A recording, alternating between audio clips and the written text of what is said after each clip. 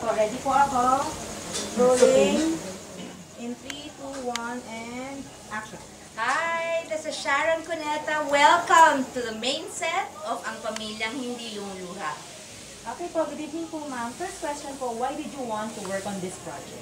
Because I really wanted to do an independent movie. I was waiting for a good script for a long time, and then Direct Mess and Ateria got in touch with me and then sent me, they sent me the storyline of Ang Pamilyang Hindi Lumuluha, and then I liked it, so we set a meeting, and ayun na, bumulong ng bola. Okay. So, and tsaka hindi pa ako nakaka-Cinemalaya project ever. I wanted to really be a part of Cinemalaya. Parang napakalaking honor and privilege.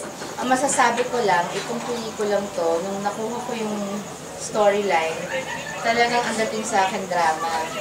So, it was such a pleasant surprise nung dumating ako sa shooting.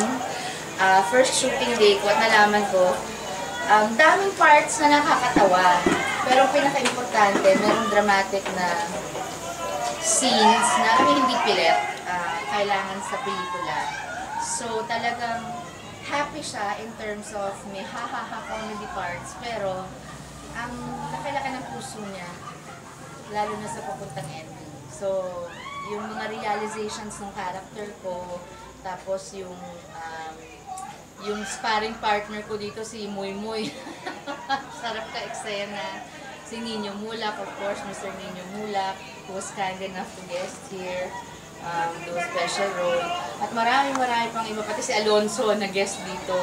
Ang laki ng pasasalamat ko na meron akong nabuong isang magandang pelikula na gawa ni Direct Mess de Guzman, na nirespeto ko, pinaniniwalaan ko, at I'm very happy to say na I had the biggest pleasure of working with also his wife, Ateria.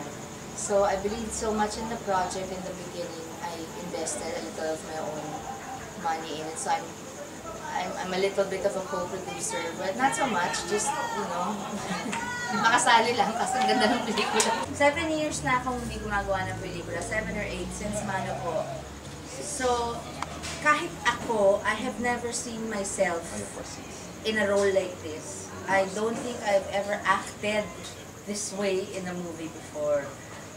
I think. Kasi ang tagal na, parang siguro yung growth ko in my personal life, as a person also, as an individual, makikita rin dito. It's funny, so, pero iba rin yung mga atake ko sa mga dramatic na moments. Si Direct Mess de Guzman is parang, it's a dream to work with. I think if we had a bigger budget, mas masaya kami. Pero considering, happy pa rin, pero considering what we had to work with, yung limit, parang, ang dali niyang kausap, yung alam niya kasi yung ginagawa niya, siya yung nagsusulat ng script. Tapos pag sinabi mo, Direct, pwede ko bang sabihin po ito? Or Direct, pag nag-ad-lib ako, bahala na po kayo, pwede naman i-edit out. Oo, sige lang. Tapos after your take, sasabihin niya kung maganda o hindi. Usually, natatawa siya, or nagaganda siya, or natatouch siya. Yung kung ano man yung personal kasi yung experiences ko na gamit ko, pati sa ibang, naku, malalaman ng mga tunay na Sharon niya, yung mga dialogue na mayroong laman. Sana man na magustuhan ng katuwaan ng manonood itong pelikula namin, Ang Pamilyang Hindi Lumuluha. At saka nagpapasalamat ako sa Cinemalaya.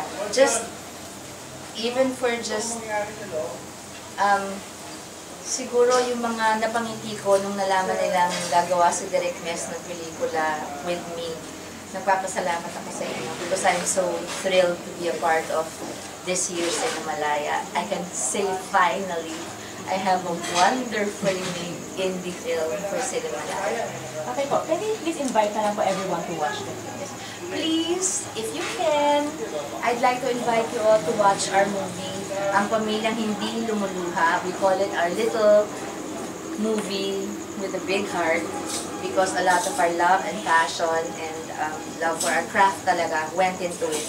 And it's a very heartwarming, touching, funny film, and you have never ever seen me like this in a movie.